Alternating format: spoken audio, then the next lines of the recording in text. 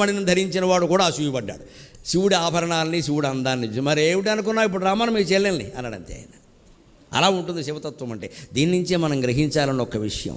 ఒక్క క్షణంలో పాముల ఆభరణాలుగా మారాయి కదా, ఒక్క క్షణంలో భస్మం సితాంగరాగంగా తెల్లని అంగరాగంగా మారింది కదా శివుని శరీరం మీద, ఒక్క క్షణంలో కపాలం కిరీటంగా మారింది కదా.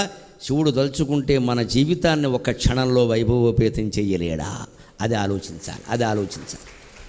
దాన్ని ధూర్జుడు చెబుతాడు చాలా ధైర్యంగా. శివస్మరణ చేయండి, శివస్మరణ చేయండి. ఎంతసేపు వచ్చిన వాడిని కూర్చోబెట్టి కష్టాలన్నీ చెబుతారు, ఏడుపు మోహం వేసుకుని. ఎందుకు వచ్చిన గొడవ ఎవరికి చెప్పకండి, పరమేశ్వరుడికి చెప్పండి, ఇంకెవరికి చెప్పకండి. చెబితే ఏం జరుగుతుందయ్యా కష్టాలు? పరమేశ్వరుడికి చెబితే పవి పుష్పంబగు అగ్ని మంసగు అకూపారంబు భూమిస్థలంబవు శత్రుండతి మిత్రుడవు విషము దివ్యాకారమౌను ఎన్నగా అవనీ మండలి లోపలన్ శివ శివేత్యభాషణోల్లాసికిన్ శివ నీనామము సర్వవశ్యకరమౌ.